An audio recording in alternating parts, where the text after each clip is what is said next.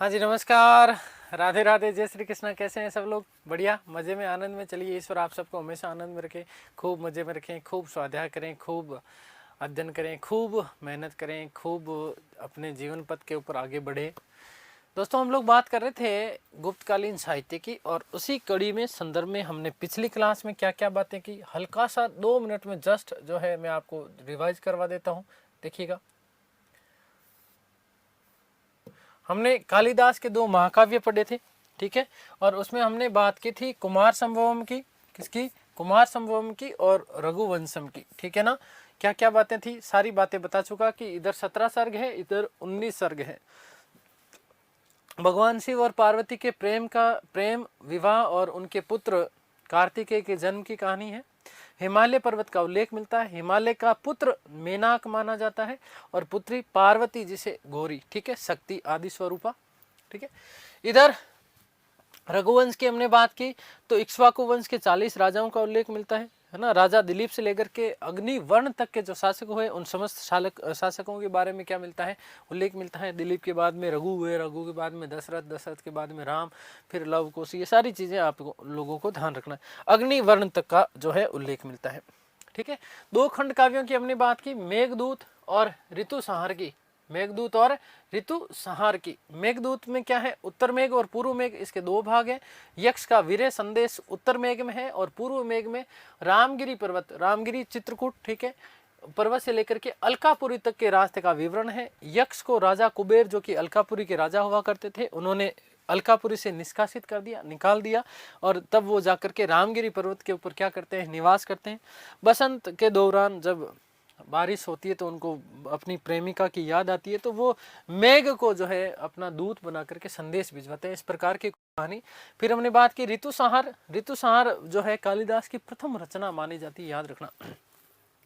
शाब्दिक अर्थ क्या है इसका? संघात अर्थात समूह, अर्थात ऋतुओं का समूह। किसका समूह? ऋतुओं का समूह। ये प्रश्न पूछा जा सकता है। 6 ऋतुओं का उन्होंने सुंदर, बड़ा ही रोचक वर्णन किया है। कौन कौन सी 6 ऋतुएं? ग्रीष्म, वर्षा, शरद, हेमंत, शिशिर और वसंत, ठीक है। 1792 में विलियम जोन्स ने इसका अंग्रेजी भाषा में क्या किया था? अनुवाद किया था, संपादन किया था। ये हमने बात कर ली। फिर चंद्रगुप्त द्वितीय के ने जो है कुंतल नरेश के दरबार में भेजा था, किसको? कालिदास को, और वहीं पर उन्होंने एक ग्रंथ लिखा था जिसका नाम क्या था? कौंतलेश्वरम दोत्यम। क्या लिखा? कौंतलेश्वरम दोत्यम। याद रखिएगा, ये इनका और ग्रंथ माना जाता है। ये बात किसने कही थी? क्षेमेंद्र ने कही, अपनी वृहत कथा मंजरी में ये बात कही, ठीक है। फिर विशाख दत्त की हमने बात की। एक हमने बात की काला अमृतम, काला अमृतम, ठीक है ना। तो कालिदास की एक और रचना मानी जाती है काला अमृतम, जो कि ज्योतिष के ऊपर लिखी गई है। कई इतिहासकार इस प्रकार की बात मानते हैं, लेकिन प्रामाणिक नहीं कह सकते इसको, ठीक है। फिर क्या है देखिएगा, विशाख दत्त की मुद्रा राक्षस के बारे में सारी बात कर ली हमने। देवी चंद्रगुप्तम में क्या है? रामगुप्त और ध्रुव सोमानी की कथा का वर्णन है, ठीक है। चंद्रगुप्त द्वितीय रामगुप्त को मार देता है, ध्रुव स्वामिनी से विवाह कर लेता है, क्योंकि ध्रुव स्वामिनी को शकों को सौंप देता कौन? रामगुप्त। खैर, उसके बाद हमने बात की अमर सिंह का ग्रंथ अमरकोश। कौन सा? अमरकोश। अमरकोश को विश्व संस्कृत का विश्वकोश कहा जाता है, ये बात भी मोस्ट इंपोर्टेंट बन जाती है। फिर चंद्रगौमिनी का व्याकरण, चंद्र व्याकरण जिसे कहा जाता है, इसमें गुप्तों को जट कहा गया। एक बात तो ये याद रखिएगा। और स्कंदगुप्त के समय हूण आक्रमण की जानकारी भी यहाँ से मिलती है कि स्कंदगुप्त के समय हूणों का आक्रमण हुआ था, ठीक है।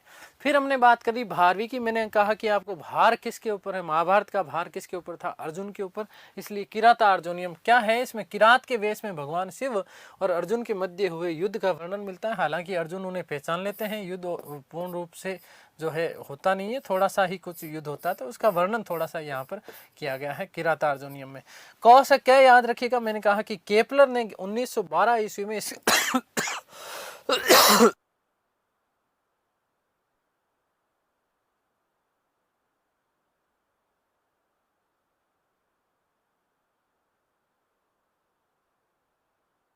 तो केपलर ने 1912 ईस्वी में इस ग्रंथ का जर्मन भाषा में क्या किया था? अनुवाद किया था। फिर हमने बात की किसकी? शूद्रक की। और मैंने कहा कि शूद्र है ना, शूद्र लोग थे, स्थितियां ठीक नहीं थी, इसलिए बढ़िया गाड़ी नहीं लेके आए, मिट्टी की गाड़ी, ठीक है। मिट्टी की गाड़ी को क्या बोलते हैं? मृच्छकटिकम। मृच्छकटिकम का शाब्दिक अर्थ पूछ लिया जाता है, मिट्टी की गाड़ी। याद रखिएगा। जन सामान्य, भाई शूद्र है तो सामान्य व्यक्ति है, ठीक है। तो सामान्य व्यक्ति के ऊपर लिखा गया, जन सामान्य के ऊपर लिखा गया प्रथम ग्रंथ माना जाता है शूद्रक का मृच्छकटिकम, जिसका शाब्दिक अर्थ क्या है? मिट्टी की गाड़ी है। आगे बढ़ते हैं हम लोग, देखिएगा अब हम जो बात करने वाले हैं, हम बात करने वाले हैं दंडी की।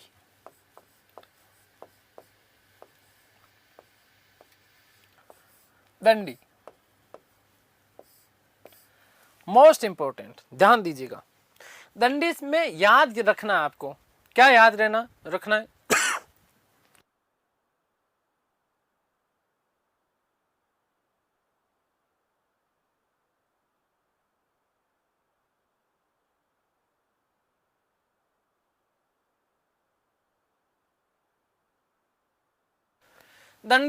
दंडी में क्या याद रखना है बेटा? याद रखिएगा, दंडी में क्या याद रखना है आपको? दंडी में याद रखना कि आपको दंड देना है। दंडी में क्या याद रखेंगे? आपको दंड देना है। किसको दंड देना है भैया? 10 कुमारों को दंड देना है, ठीक है ना। 10 कुमारों को क्या देना है? दंड देना है, ठीक है ना। तो याद रखिएगा 10 कुमार चरित्र। अब 10 कुमारों को दंड क्यों देना है? क्योंकि उनका चरित्र ठीक नहीं था। अवंती सुंदरी को उन्होंने जो है देखा। किसको देखा? अवंती सुंदरी को देखा, और अवंती सुंदरी को देखने के बाद में उन्होंने काव्य लिख दिया उसके ऊपर, इसलिए उनको क्या देना पड़ा? दंड देना।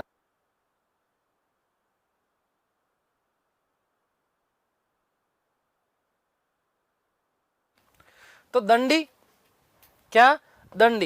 दंडी से याद रखिएगा, क्या याद रखना है आपको? कि आपको दंड देना है। क्या देना है बेटा?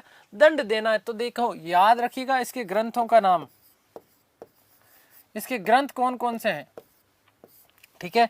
तो दंडी का पहला जो ग्रंथ माना जाता है वो कौन सा है? 10 कुमार चरितम। 10 कुमार चरितम,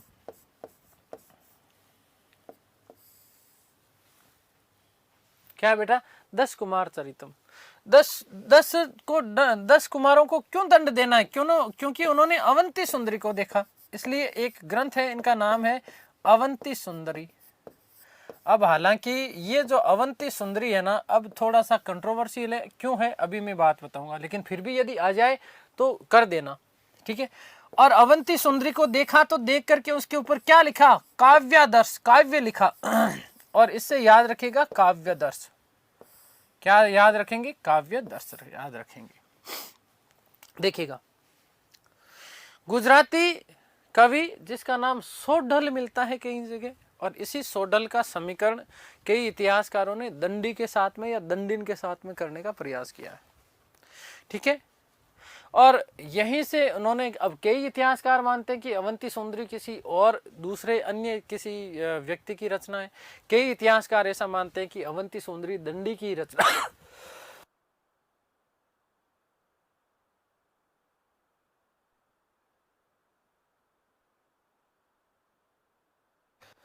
तो कई इतिहासकार तो क्या मानते हैं कि अवंती सुंदरी दंडी की रचना है, ठीक है। दंडी या दंडिन एक ही बात है। और कई लोग मानते हैं कि अवंती सुंदरी जो है वो किसी अन्य इतिहासकार की रचना है ना।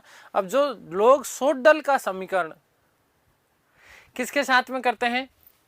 दंडी के साथ में करते हैं, वो अवंती सुंदरी इन्हीं की रचना मानते हैं, ठीक है। आ गई बात समझ में? थोड़ी सी चीजें कंट्रोवर्शियल है, लेकिन फिर भी यदि पूछा जाए तो आपको यही करना है। दंडी के 3 ग्रंथ बता दिए मैंने आपको। मैंने कहा दंड देना है किसको? 10 कुमारों को दंड देना है, इसलिए 10 कुमार चरित्र। क्यों देना है दंड? क्योंकि उन्होंने अवंती को देखा और उसके ऊपर क्या लिखा? काव्य लिखा, ठीक है। तो अवंती सुंदरी और काव्यादर्श, अवंती सुंदरी और काव्यादर्श इनके ग्रंथों के नाम हो गए। अगली हम बात करते हैं, और अगली हम बात किसकी करते हैं बेटा? याद रखना विष्णु शर्मा की हम लोग बात कर लेते हैं। किसकी बात कर लेते हैं हम लोग? विष्णु शर्मा।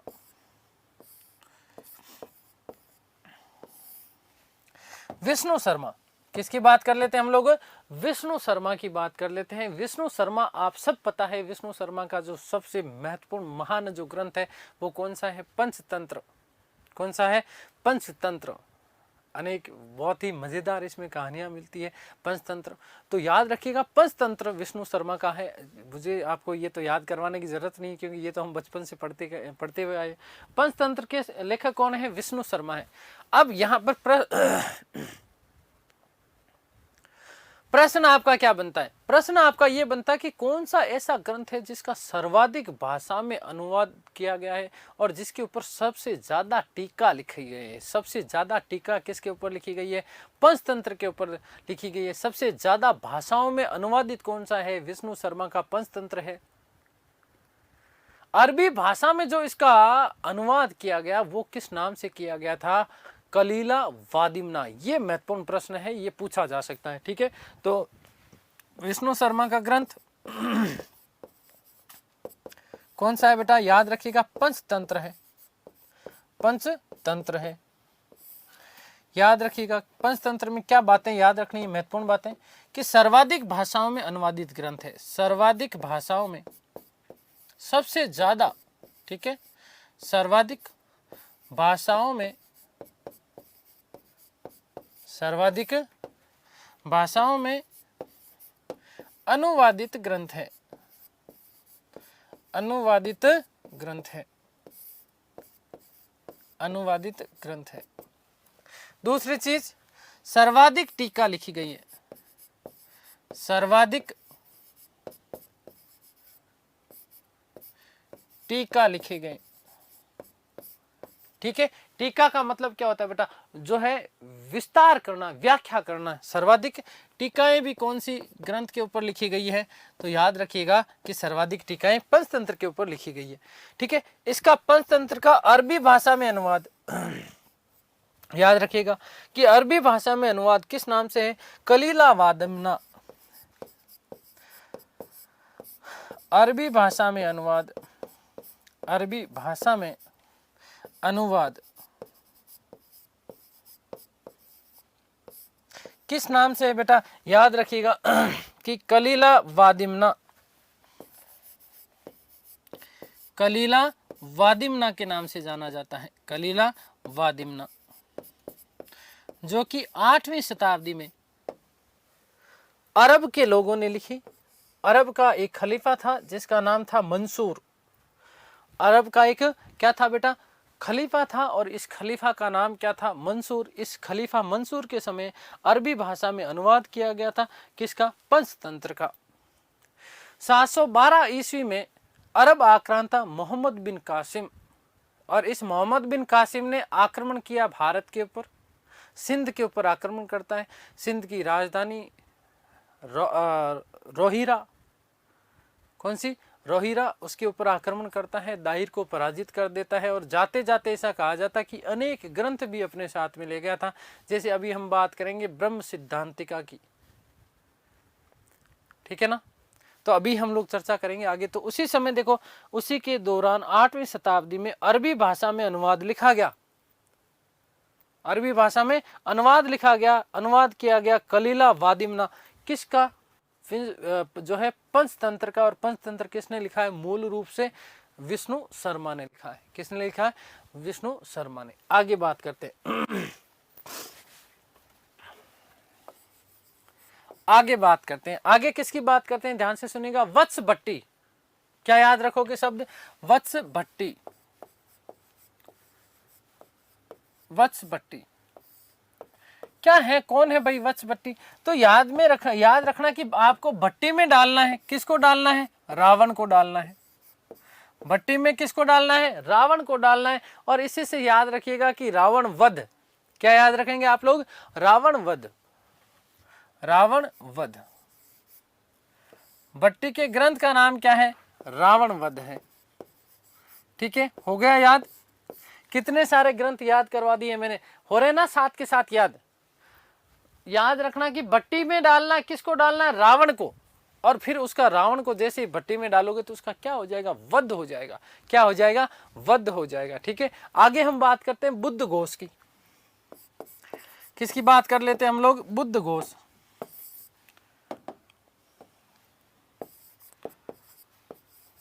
बुद्ध घोष।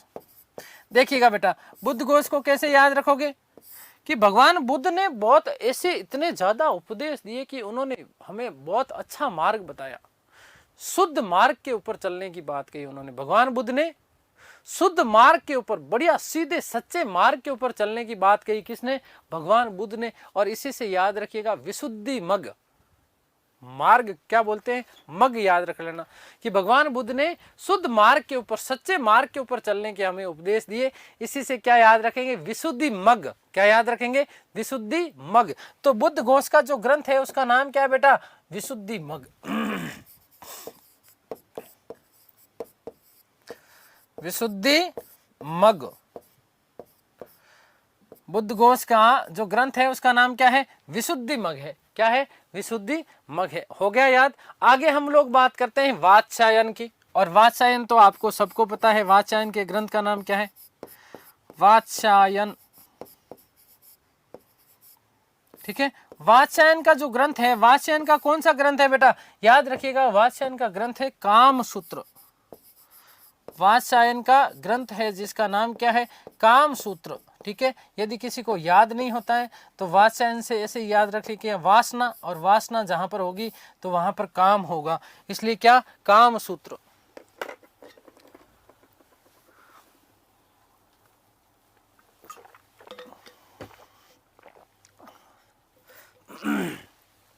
ठीक है, तो वात्स्यायन का सूत्र कौन सा? वात्स्यायन का ग्रंथ कौन सा है बेटा? काम सूत्र है। कौन सा है? काम सूत्र। आगे हम इधर ही लिख लेते हैं। ठीक है, आगे मैं एक शब्द लिख रहा हूं, असंग। क्या शब्द लिख रहा हूं? असंग।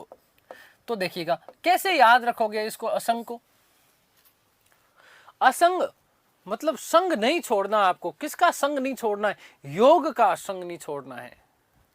किसका संग नहीं छोड़ोगे? योग का। ठीक है ना, क्योंकि भैया आपको यदि जीवन में स्वस्थ रहना तो आपको योग करना ही पड़ेगा। जीवन में आपको स्वस्थ रहना तो क्या करना पड़ेगा? आपको योग करना पड़ेगा। आपको संग नहीं छोड़ना। किसका संग नहीं छोड़ना? योग का संग नहीं छोड़ना। और उसी से याद रखिएगा कि योगाचार, और योग किसके ऊपर करोगे भैया? भूमि पर। योग किसके ऊपर करोगे? भूमि के ऊपर। तो याद रखिएगा, योगाचार भूमि शास्त्र। असंग का जो ग्रंथ है उसका नाम क्या है? योगाचार भूमि शास्त्र। योगाचार, योगाचार भूमि शास्त्र। योगाचार भूमि शास्त्र। असंग के ग्रंथ का नाम क्या है बेटा जी? याद रखिएगा, योगाचार भूमि शास्त्र। आगे बात समझ में क्लियर है? नेक्स्ट, कामांदक। नेक्स्ट कौन है? कामांदक। देखिएगा कैसे याद रखोगे कामांदक को। कामांदक को आपको याद रखना है कि काम जब करेंगे, और काम करेंगे तो काम करने के लिए हमें नीति के ऊपर चलना पड़ेगा। हमारा काम तभी सफल होगा जब हम नीति के ऊपर, हमारी नियति के ऊपर रहेंगे। तो इसीलिए कामांदक से याद रखिएगा, नीति सार। कामांदक के ग्रंथ का नाम क्या है? नीति सार।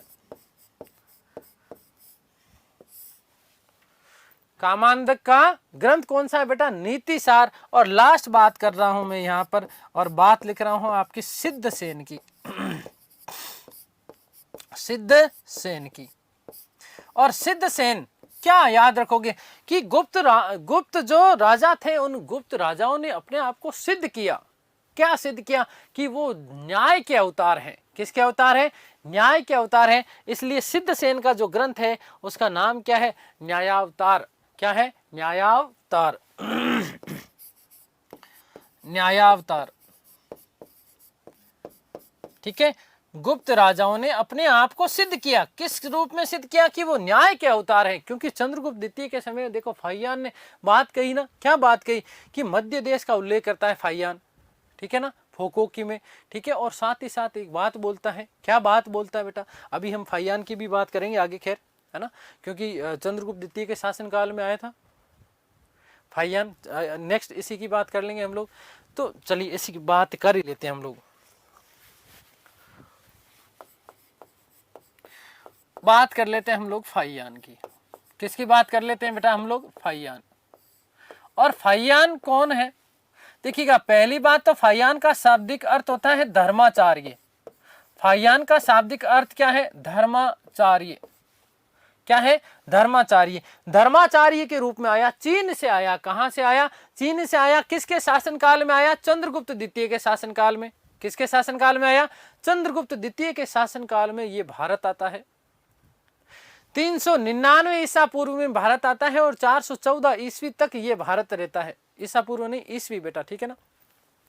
399 ईस्वी में ये भारत आता है और 414 ईस्वी तक जो है ये भारत में रहता है। इस दौरान वो खोतान द्वीप होते हुए आता है। आगे जब मैं आपको टॉपिक पढ़ाऊंगा भारतीय संस्कृति में, भारतीय संस्कृति का विदेशों में प्रचार प्रसार, तब भी इसकी थोड़ी सी हम लोग चर्चा करेंगे, ठीक है। तो ध्यान से सुनना, वो यहाँ पर आता है। कहाँ पर आता है? चंद्रगुप्त द्वितीय के शासनकाल के दौरान वो मध्य देश में आता है। कहाँ पर आता है? मध्य देश में। और इसने जो ग्रंथ लिखा, देखिएगा ग्रंथ का नाम क्या है इसका? तो ग्रंथ का नाम है इसका फोकोकी। ग्रंथ का नाम क्या है? फोकोकी, ठीक है। ग्रंथ का नाम क्या है? फोकोकी। तो मध्य देश में जब वो आता है तो देखिएगा एक बात, विशेष बात याद रखिएगा कि फाहियान ने अपने संपूर्ण इस फोकोकी ग्रंथ में कहीं पर भी चंद्रगुप्त द्वितीय के नाम का उल्लेख नहीं किया, लेकिन वो मध्य देश का मतलब पाटलिपुत्र था, ठीक है। मध्य देश को ब्राह्मणों का प्रदेश बताता है। किसका प्रदेश बताता है बेटा? ब्राह्मणों का प्रदेश बताता है। और वो कहता है कि मध्य देश के जो लोग हैं वो बहुत ही ज्यादा शांति प्रिय लोग हैं, बहुत ही ज्यादा शांति प्रिय लोग हैं। यहाँ पर अपराध नहीं के बराबर होते हैं। लोग अपने घरों में ताले नहीं लगाते, लोग अपने घरों में ताले नहीं लगाते, क्योंकि इतनी ज्यादा सुव्यवस्थित है। न्याय ही न्याय है चारों तरफ, अन्याय कहीं पर भी नहीं होता है। तो अभी अभी मैंने कहा ना कि सिद्धसेन सिद्ध किया, किसने किया? गुप्त शासकों ने, कि वो न्याय के अवतार हैं। किसके अवतार हैं? न्याय के अवतार। फिर वो कहता है कि मध्य देश के जो लोग हैं वो व्यापार के लिए कोड़ियों का प्रयोग करते हैं। कोड़ियां, ठीक है ना, जो आप कई बार आपने देखा होगा उछाल वगैरह होती है तो उसमें कोड़ियों का प्रयोग करते हैं, ठीक है। तो ध्यान रखिएगा, कोड़ियों का प्रयोग करते हैं। फिर वो कहते हैं कि अपराध नहीं के बराबर है, और लेकिन यदि कोई व्यक्ति बार बार अपराध करता है तो उस अपराध के दोष में, बार बार अपराध करता है, बार बार रुकता ही नहीं है, तो फिर उसके अपराधी को भी उसको मृत्युदंड नहीं दिया जाता। बार बार अपराध करने के बावजूद भी उसका दाहिना हाथ काट लिया जाता है। उसका क्या है बेटा? दाहिना हाथ काट लिया जाता है। ये बात कहता है, कौन कहता है? फाहियान कहता है, अपने ग्रंथ फोकोकी में कहता है। कहाँ कहता है? फाहियान कहता है। कहाँ पर कहता है? फोकोकी में कहता है। आगे बात समझ में क्लियर है? तो फाहियान देखिएगा, मैंने आपको बता दिया है क्या है फाहियान।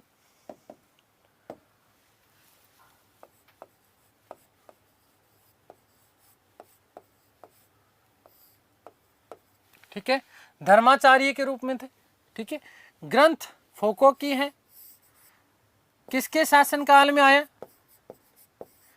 किसके शासनकाल में? याद रखिएगा, प्रश्न बन सकता है, किसके शासनकाल में आया? तो चंद्रगुप्त द्वितीय के शासनकाल में।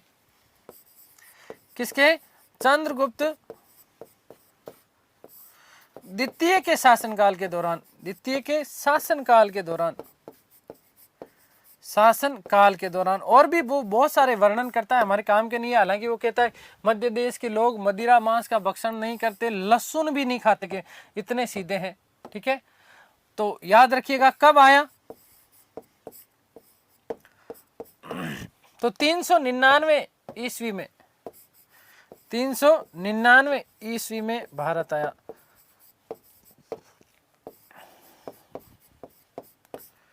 399 ईस्वी में कहाँ आया था? ये भारत आया, ठीक है। आगे बात समझ में, क्यों आया था सबको पता है, बौद्ध धर्म का विशुद्ध ज्ञान प्राप्त करने के लिए।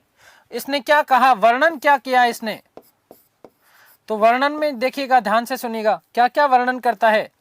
तो वर्णन ये करता है कि एक तो चंद्रगुप्त द्वितीय के नाम का उल्लेख नहीं करता, चंद्रगुप्त द्वितीय के नाम का उल्लेख नहीं करता, के नाम का उल्लेख नहीं करता, उल्लेख नहीं करता। दूसरी चीज क्या? मध्य देश,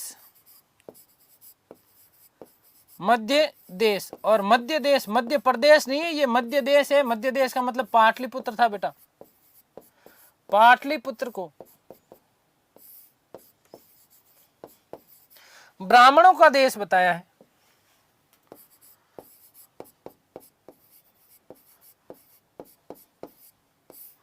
ब्राह्मणों का देश बताया है।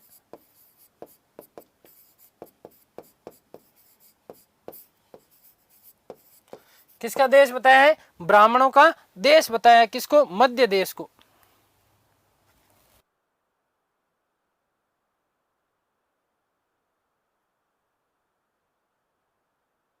चलिए आगे बात करते हैं। क्या कहता है कि मध्य देश में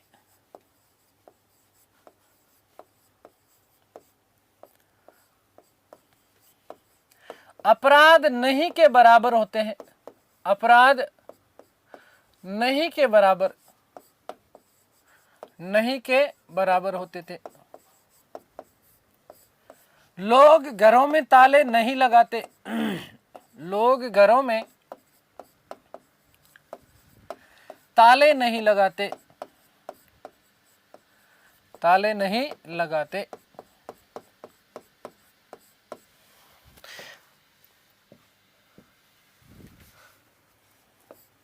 मृत्युदंड नहीं दिया जाता। मृत्युदंड नहीं दिया जाता।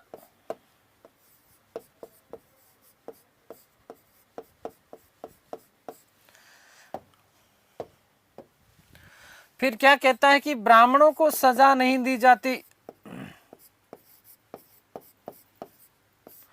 ब्राह्मणों को सजा नहीं,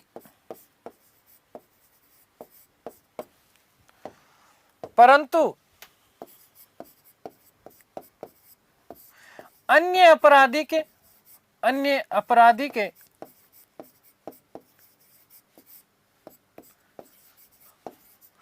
बार बार अपराध करने पर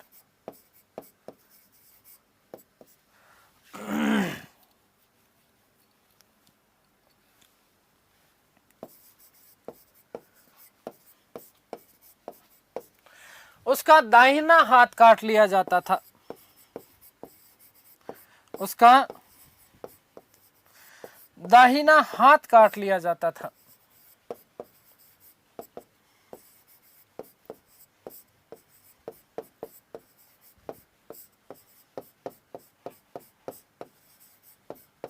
ठीक है, मतलब कठोर मृत्युदंड का मतलब क्या है? कठोर दंड प्रावधान नहीं था।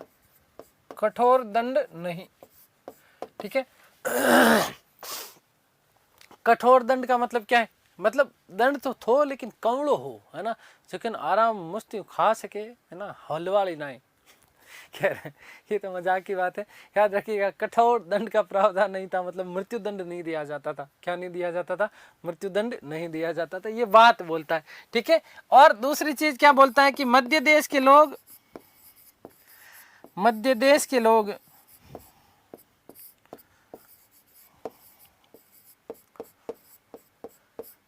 व्यापार हेतु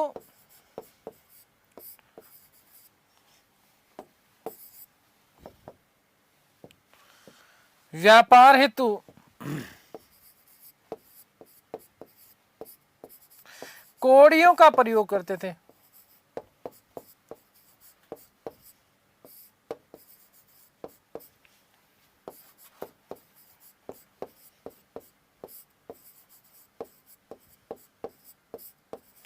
किसका प्रयोग करते थे? कोड़ियों का प्रयोग करते थे, है ना, कोड़ियां। ठीक है, छोटे व्यापार में किसका प्रयोग करते थे? वो कोड़ियों का प्रयोग करते थे।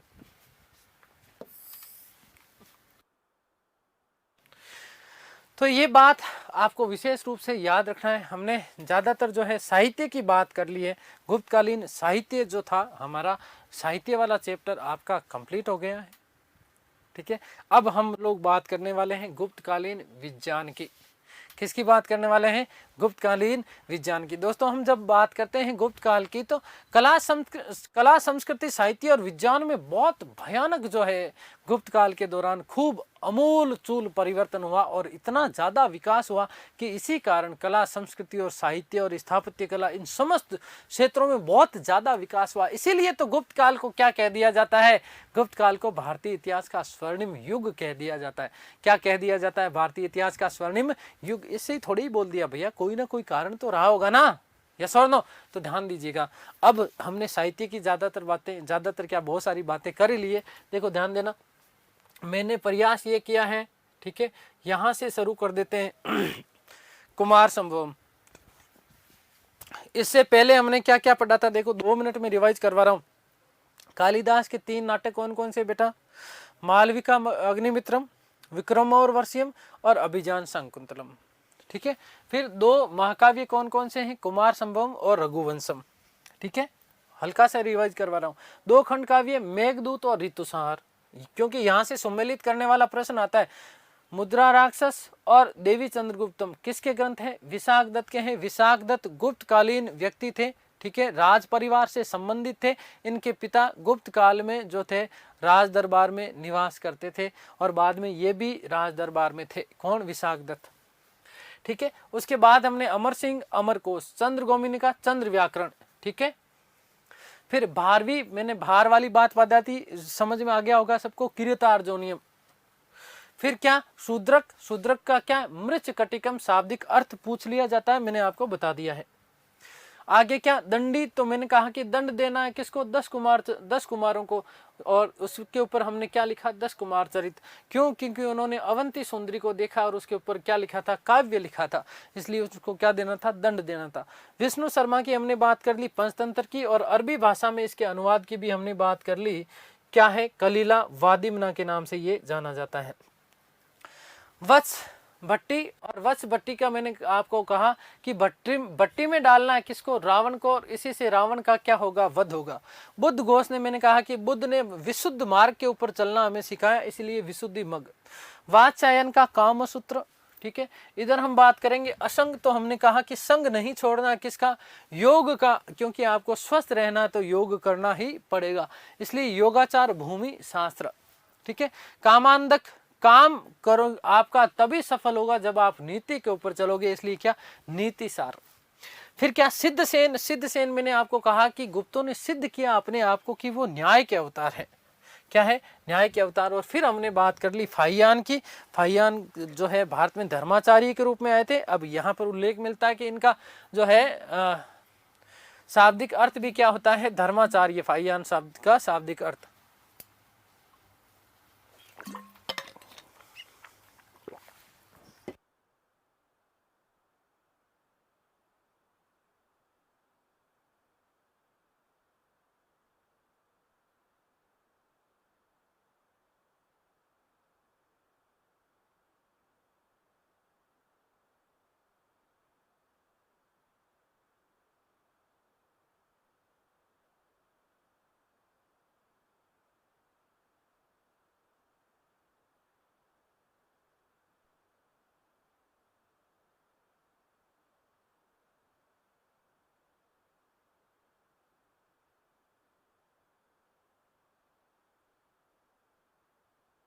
ठीक है। तो अब हम लोग आगे चर्चा करेंगे गुप्तकालीन विज्ञान की, ठीक है। यहाँ हमने फाहियान की सारी बातें कर ली। अब देखिएगा विज्ञान,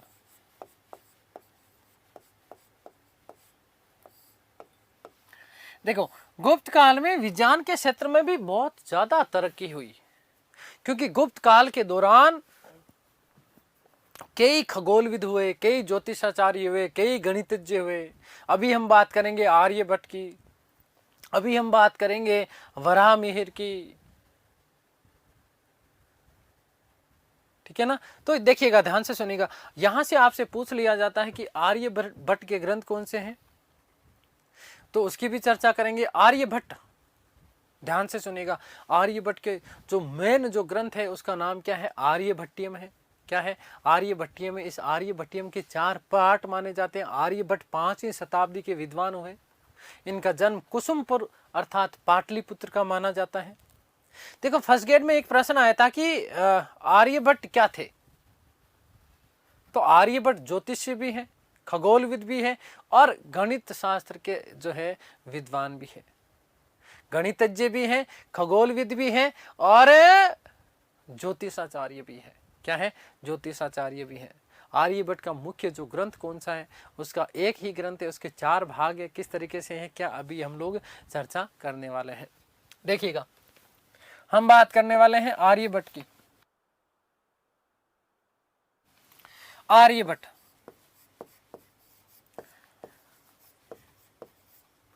अब तक की सारी कहानी आपको याद होगी ना, इतने ग्रंथ तो आपको याद हो गए ना, कितने इजी में हो गए ना, कितने इजी में हो गए ना, मजा आया ना आप लोगों को। तो मेरा वादा है आपसे कि आगे भी जो ग्रंथ बताने वाला हूं मजे में आपको याद होने वाले। देखो याद रखना, आर्यभट्ट, थोड़ी सी आर्यभट्ट के बारे में सामान्य जानकारी हम लोग ले लेते हैं। आर्यभट्ट की यदि हम बात करें तो आर्यभट्ट क्या है? खगोलविद। एक तो याद रखिएगा, खगोलविद है, ये प्रश्न आया हुआ है हो। फिर क्या है? गणितज्ञ है। क्या है? गणितज्ञ है और साथ ही साथ ज्योतिषाचार्य है। क्या है? ज्योतिषाचार्य भी है। आर्यभट्ट क्या क्या है बेटा? याद रखिएगा कि खगोलविद है, गणितज्ञ है और ज्योतिषाचार्य है।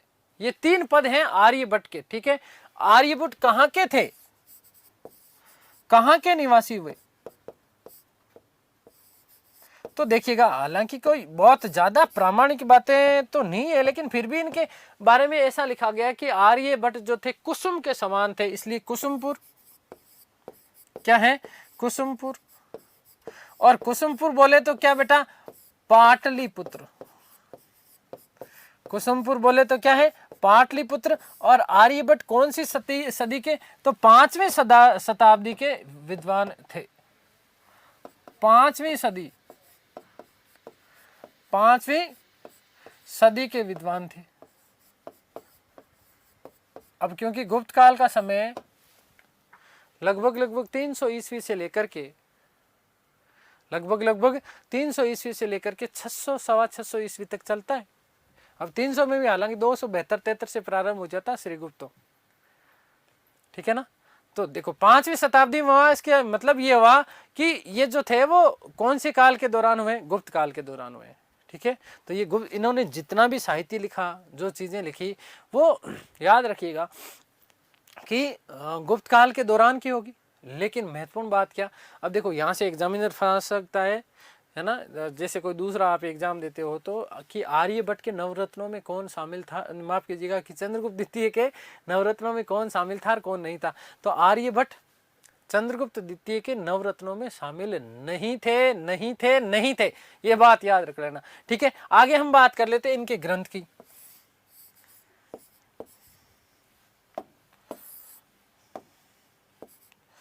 चलिए, कि आर्यभट्ट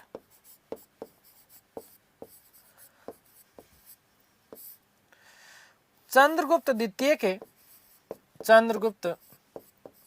अब मैं यहां पर आपको 9 विद्वान अब बता ही देता हूं, है ना। चंद्रगुप्त द्वितीय के नवरत्नों में शामिल नहीं थे, नवरत्नों में शामिल नहीं थे। ठीक है, कौन कौन थे चंद्रगुप्त द्वितीय के नवरत्न? तो देखिएगा,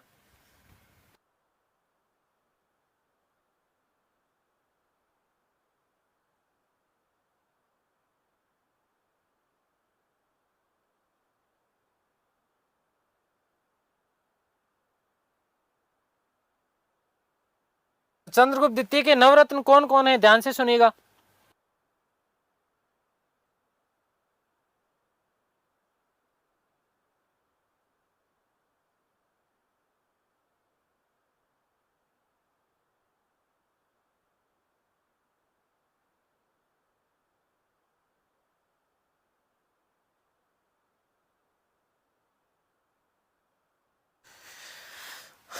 ध्यान दीजिएगा, पहले हम सबसे पहले बात करते हैं अमर सिंह की। किसकी बात करते हैं हम लोग? अमर सिंह की। जिन्होंने कौन सा ग्रंथ लिखा बेटा बताओ आप? अमरकोश। कौन सा ग्रंथ लिखा था? अमरकोश। आगे बात समझ में क्लियर है? फिर उसके बाद हम बात करेंगे वराहमिहिर की। किसकी? वराहमिहिर की। अभी हम बात करेंगे वराहमिहिर भी जो थे वो ज्योतिषाचार्य थे और गणितज्ञ थे। वराहमिहिर के बाद में यदि हम बात करें तो हम बात कर लेते हैं कालिय की, कालिदास की, कालिदास जी की। किसकी बात कर लेते हैं हम लोग बेटा? कालिदास जी की। नंबर 4 पे यदि हम बात करें तो कालिदास जी के बाद में वररुचि। कालिदास जी के बाद में क्या याद रखिएगा आप लोग? वररुचि। वररुचि। फिर आप आगे याद रखिएगा नंबर 5 पे, नंबर 5 पे याद रखिएगा कि घटकरपर। व्यक्ति का नाम क्या था? घटकरपर। घटकरपर। ठीक है। नंबर 6 पे याद रखिएगा आप लोग शंकु। शंकु। नंबर 7 पे याद रखिएगा वेताल भट्ट। वेताल भट्ट। एक नाम याद रखिएगा शपणक। नंबर 8 पे शब्द याद रखिएगा, क्या याद रखेंगे बेटा जी? शपणक। शपणक। ठीक है। और नंबर 9 पे दोस्तों ध्यान दीजिएगा, नंबर 9 पे आपका होगा वररुचि लिख दिया मैंने, अमर सिंह, वराहमिहिर, धन्वंतरी, कालिदास, वररुचि, घटकरपर, शंकु, वेताल भट्ट और शपणक।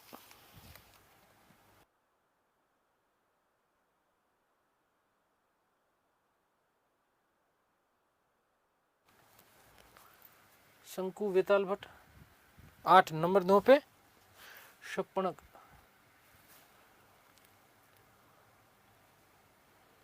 कौन सा रह गया? अमर सिंह, वराहमिहिर, कालिदास।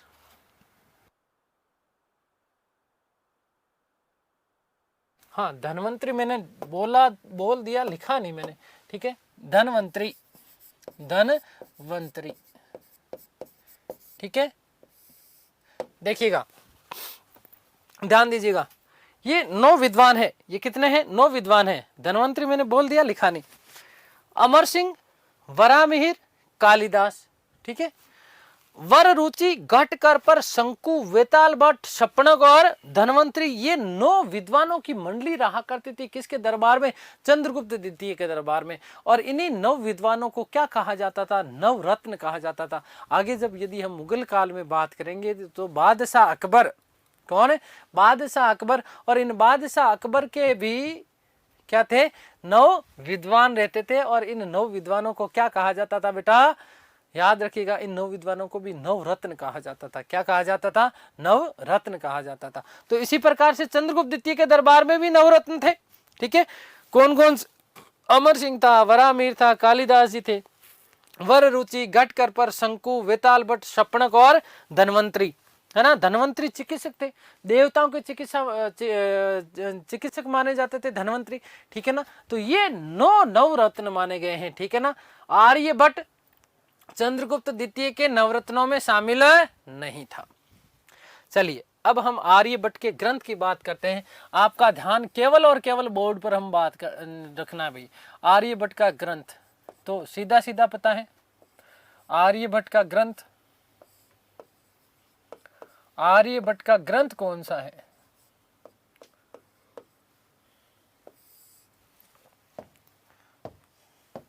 आर्यभट्ट का ग्रंथ कौन सा है? तो याद रखिएगा कि आर्यभट्ट के ग्रंथ का नाम है आर्यभट्टियम। कितना इजी है ना। अरे वाह, आप लोग ऐसे डर रहे होंगे कि भाई साहब तो पता नहीं गुरुजी कौन सा बताएंगे। आर्यभट्ट का ग्रंथ का नाम क्या है? आर्यभट्टियम। याद हो गया?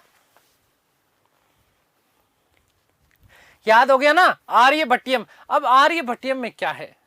देखो, आर्यभट्टियम के 4 भाग हैं। कितने भाग हैं? आर्यभट्टियम के भाग कितने हैं? 4 भाग हैं। ठीक है। कितने भाग हैं? 4 भाग है बेटा। कौन कौन से? अब यहां से माथापोड़ी शुरू हो जाती है आपकी, ठीक है ना।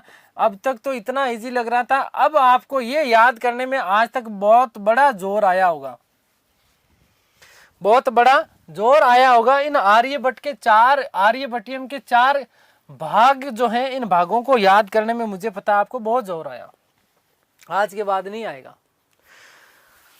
ध्यान केवल बोर्ड के ऊपर चाहूंगा, देखो यहीं पर याद करवा रहा हूं 4 भाग। आर्यभट्टियम के 4 भाग थे। आपको पता है कि आर्यभट्ट जो थे वो महान गणितज्ञ हुआ करते थे, गणितज्ञ थे। क्या थे? गणितज्ञ थे। और गणित से तो हमारा बहुत प्यारा नाता है, क्योंकि हम आर्ट्स वाले लोगों को गणित बहुत ही तो अच्छा लगता है। कितना बढ़िया सब्जेक्ट है, ओ हो, पूछो मत, कितना बढ़िया सब्जेक्ट है। तो देखो, पहला याद रखिएगा कि आर्यभट्ट जो थे वो किसके? गणित के विशेषज्ञ थे, इसलिए गणितपाद। क्या याद रखेंगे बेटा? गणितपाद। और गणित के साथ में तो हमारा बहुत बढ़िया रिश्ता है, क्योंकि जब जब हमने गणित मिलाई है तब तब हमें उसमें हमारा काल नजर आया है।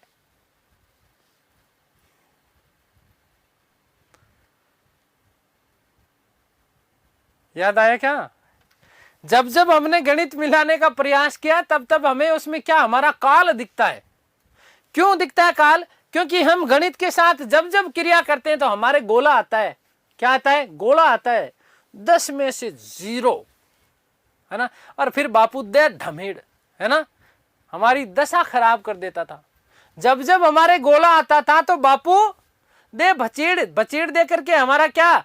दशा खराब कर देता था। तो हमारी गति खराब हो जाती थी। हमारी जैसे ही गति खराब होती थी तो हमें यूं पूरी की पूरी, भाई साहब याद है ना बचपन वाले वो दिन, है ना, यूं पूरी की पूरी धरती घूमती हुई दिखाई देती थी, दिन में तारे दिखते थे। देखो मेरे शब्दों को वापस रिवाइज कर रहा हूं। मैंने कहा कि आर्यभट्ट जो थे वो गणितज्ञ थे, इसलिए गणितपाद। मैंने कहा कि गणित हमारा फेवरेट सब्जेक्ट हुआ करता था, गणित हमारा फेवरेट सब्जेक्ट हुआ करता था, क्योंकि गणित में हमें जब जब हम गणित के साथ में क्रिया करते थे तो हमें हमारा काल नजर आता था। तो इसलिए याद रखिएगा कि काल क्रियापाद, काल क्रियापाद। गणित के साथ में जब हमने क्रिया करी तब तब हमारे क्या आया? गोला आया। तो याद रखिएगा क्या बेटा? गोलापाद। क्या याद रखेंगे? गोलापाद। और जब जब हमारे गोला आया तो बापू ने, पापा ने, किसने? पापा ने हमारी दे करके क्या कर दी? गति खराब कर दी, हमारी दशा ही खराब कर दी। इसलिए याद रखिएगा 10 गति का पाद। क्या याद रखेंगे? 10 गति का पाद। ये लो साहब, ये आर्यभट्टियम के 4 भाग है। और फिर मैंने कहा कि हमारी जब बापू दे करके गति खराब कर देता था तो हमें पृथ्वी यूं घूमती हुई दिखाई देती थी, पृथ्वी गोल नजर आती थी। तो आर्यभट्ट ने कहा कि पृथ्वी गोल है। आर्यभट्ट ने क्या कहा? पृथ्वी गोल है और अपने अक्ष के ऊपर क्या करती है? घूर्णन करती है। और फिर मैंने कहा कि हमें दिन में तारे नजर आते थे, आंखों के आगे भाई साहब अंधेरी आ जाती थी, एक बार तो फड़फड़ाहट चल जाती थी भैया, बापू जब देते थे ना। अब आजकल के तो पिताजी बेचारे इतने हो गए कि, है ना, पापा कम लगते हैं, दोस्त ज्यादा लगते हैं, है ना। पहले वाले तो बापू ही खतरनाक हुआ करते थे, है ना। 4 कोस पहले जब खेत में घुसते थे ना तब पता लग जाता था कि पापा आ रहे हैं, छुप जाते थे, मम्मी के पैर पकड़ते थे, माता राम आज बचा देना के, है ना। खैर, तो मैंने कहा ना कि पृथ्वी ऐसे घूमती हुई नजर आती थी, तो पृथ्वी गोल है और ये अपने अक्ष के ऊपर क्या करती है? घूर्णन करती है। फिर मैंने कहा दिन में तारे नजर आते थे, ग्रह नक्षत्रों की बात कही। और मैंने क्या? दिन में ही रात हो जाती थी, रात नजर आती थी, अंधेरा छा जाता था आंखों के आगे, तो रात। और उसने कहा कि पृथ्वी गोल है, अपने अक्ष के ऊपर घूर्णन करती है और इसी से दिन रात होते हैं। और इसीलिए उन्होंने 1 वर्ष की सबसे सटीक अवधि, 1 वर्ष में कुल कितने दिन होते हैं, ये भी बात आर्यभट्ट ने बताई पहली बार की। लगभग 365 पॉइंट कुछ उन्होंने दिया, जो आज भी बिल्कुल सही आंकलन माना जाता है। और फिर मैंने कहा ना कि हमें दिन में तारे नजर आते हैं, तो ग्रह नक्षत्रों के बारे में, किसके बारे में? ग्रह नक्षत्रों के बारे में बात कही किसने? आर्यभट्ट ने। किसने बात कही बेटा? आर्यभट्ट ने। और फिर उन्होंने एक बात कही, क्या कहा उन्होंने? उन्होंने कहा कि देखो, ध्यान से सुनना बेटा, उन्होंने क्या कहा कि ये हमारा सूर्य है, ये हमारा क्या है? सूर्य है, और ये हमारा क्या है? पृथ्वी है, जो कि अपने अक्ष के ऊपर क्या करती है बेटा? घूर्णन करती है। अपने अक्ष के ऊपर क्या करती है? घूर्णन करती है। ये हमारी क्या है? पृथ्वी है, थोड़ी सी इस प्रकार की है ना। और ये चांद बाबा है, चंद्रमा चकोरी, है ना। और फिर मैंने कहा ना कि दिन में तारे दिखे, दिन में तारे दिखे, ग्रह नक्षत्रों की बात की। किसकी बात की? ग्रह नक्षत्रों की बात की, है ना। किसकी बात की? ग्रह नक्षत्रों की बात की। बेटा याद रखना, देखो इन चीजों को, इस डायग्राम को देख लेना आप, है ना। पृथ्वी को थोड़ा मैंने गलत बना दिया भाई, है ना। अपन कलर दूसरा ले लेते हैं पृथ्वी का, है ना, क्योंकि पृथ्वी तो नीला ग्रह है ना। तो ये लो हमारा क्या हो गया? ये पृथ्वी हो गया, ठीक है। ये हमारा क्या है? पृथ्वी है। ये हमारा क्या है? थोड़ा सा इस प्रकार से है, ठीक है। तो याद रखिएगा, उन्होंने कहा कि, क्या कहा कि चंद्र ग्रहण और सूर्य ग्रहण, जब ये पृथ्वी इसके बीच में आ जाती है तो यहां पर इसका कुछ भाग छाया इसके ऊपर पड़ती है, तो चंद्र ग्रहण और सूर्य ग्रहण की बात कही। किसने बात कही? आर्यभट्ट ने पहली बार ये बात कही। किसकी? चंद्र ग्रहण और सूर्य ग्रहण की बात करता है। कौन बात करता है? आर्यभट्ट करता है। तो उन्होंने, लोगों ने कहा बावड़ा हो गया कि तो पहली बात तो तूने इतनी लंबी फेंकी कि पृथ्वी गोल है, बावड़ी बूझ। पृथ्वी यदि गोल होती तो हम यूं गोल गोल नहीं घूमते क्या? हम तो सीधे खड़े हैं, पृथ्वी गोल कहां है? पृथ्वी गोल कहां है? तो फालतू की बातें मत करा गया, पृथ्वी गोल है ना। पृथ्वी तो गोल होती तो फिर तो हमारी स्थितियां भी तो अलग होती ना, हम भी यूं गोल गोल ही घूमते हैं कि फिर बकवास करता है। फिर जब उन्होंने कही क्या, सूर्य ग्रहण और चंद्र ग्रहण के बारे में जानकारी दी कि अरे तुम जो है ना, देखो पृथ्वी वाला हिस्सा इसके ऊपर कुछ पड़ जाता है, चंद्रमा पे पड़ता है तो चंद्र ग्रहण, और सूर्य पे पड़ता है तो सूर्य ग्रहण, ठीक है ना। तो उन्होंने कहा, देख आर्यभट्ट, तू तेरा दिमाग खराब हो गया, दिमाग को सही करवा ले जा करके, है ना,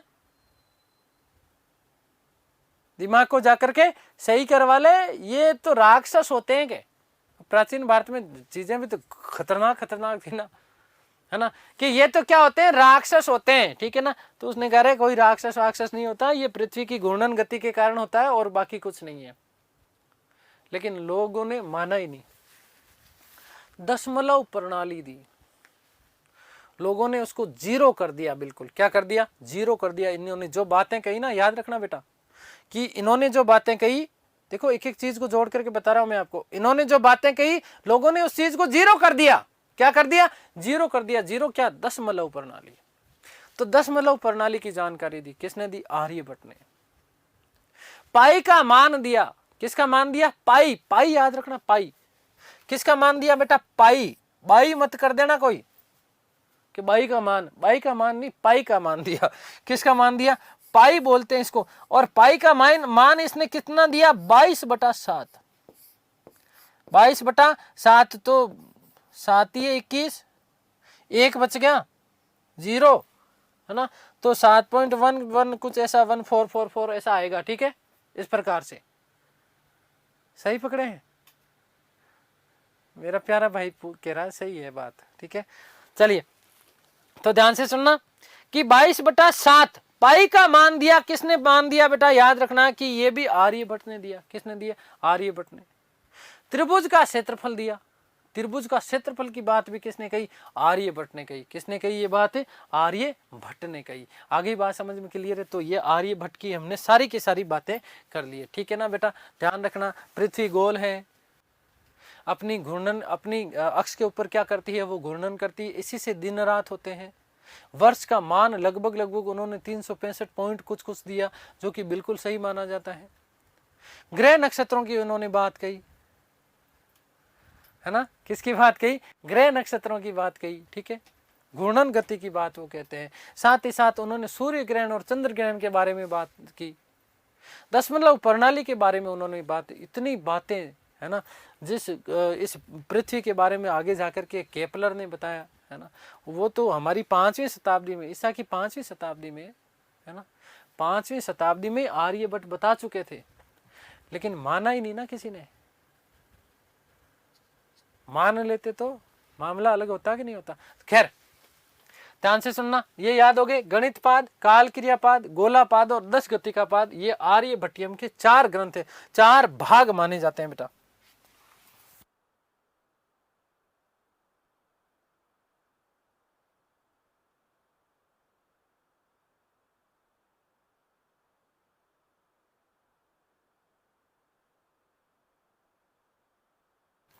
तो मैं बता देता हूं कि आर्यभट्ट के क्या क्या सिद्धांत थे। आर्यभट्ट ने निम्न सिद्धांत दिए, निम्न सिद्धांत दिए।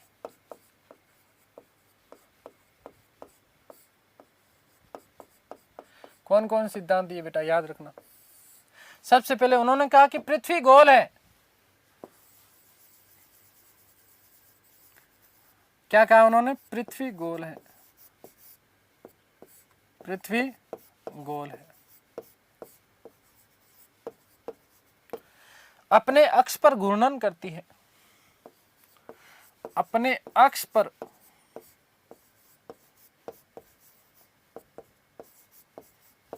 घूर्णन करती है, घूर्णन करती है, और घूर्णन करती है तो इसी से दिन और रात होते हैं। इसी कारण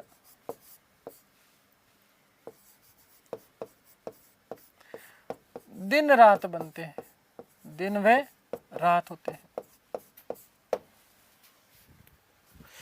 याद रखिएगा। नेक्स्ट बात क्या बेटा, कि एक वर्ष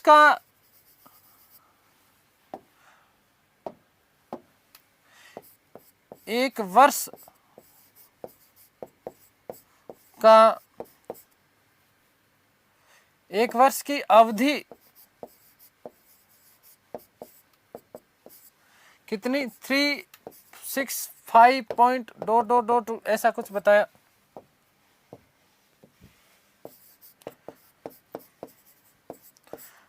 जो आज भी प्रामाणिक है, आज भी प्रामाणिक है।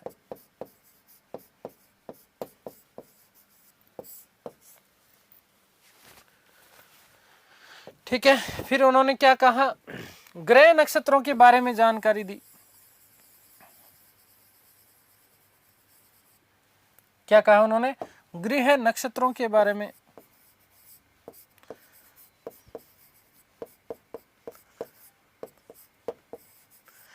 ग्रह नक्षत्रों के बारे में जानकारी दी।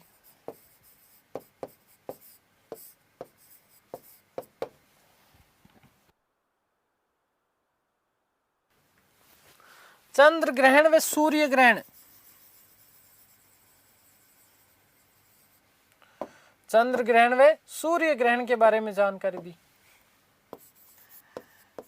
चंद्र ग्रहण, उन्होंने कहा रहे ये कोई राक्षस नहीं है, ये चंद्र ग्रहण और सूर्य ग्रहण है। चंद्र ग्रहण व सूर्य ग्रहण,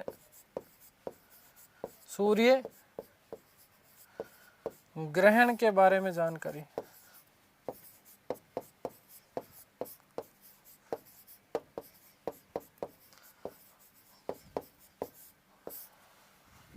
फिर उन्होंने क्या बेटा, कि दशमलव प्रणाली, क्या चीज है, दशमलव प्रणाली के बारे में बताया।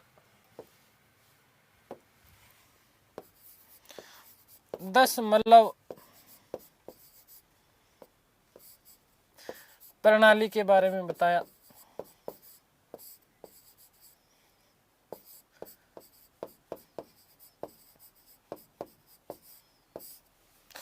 फिर उन्होंने क्या, पाई का मान,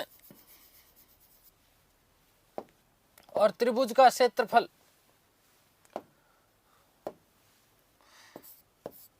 पाई का मान कितना 22/7।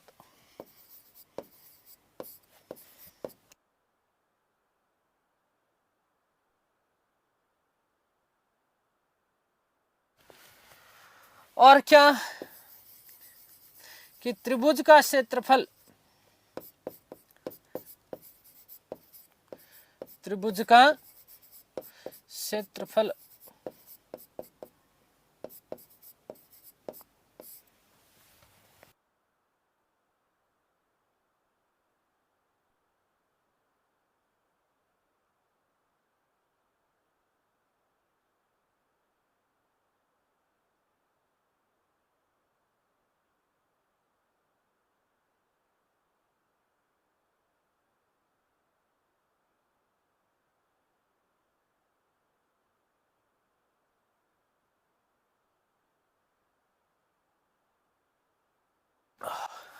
अगली मोस्ट इंपॉर्टेंट बात देखिएगा कि गणित को ज्योतिष से अलग करने वाले प्रथम व्यक्ति थे। इंपॉर्टेंट क्या कि गणित को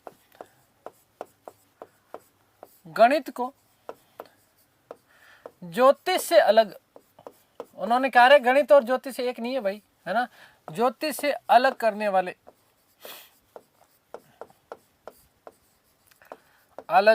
वाले प्रथम विद्वान थे।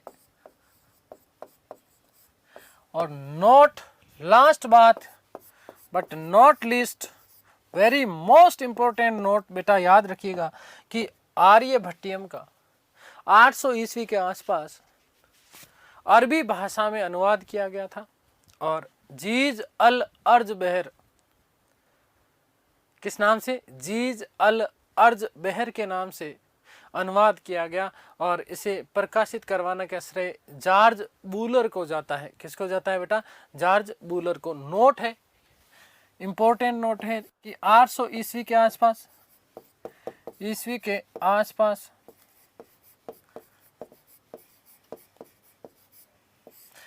आर्यभट्टियम का अरबी भाषा में अनुवाद आर्यभट्टियम का अरबी भाषा में अनुवाद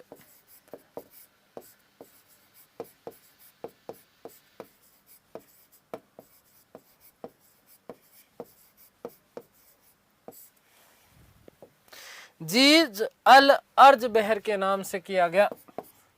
जीज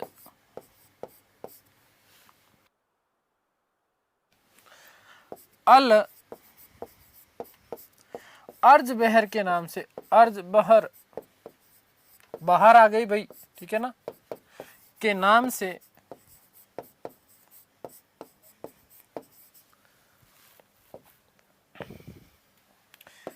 जॉर्ज बूलर ने किया।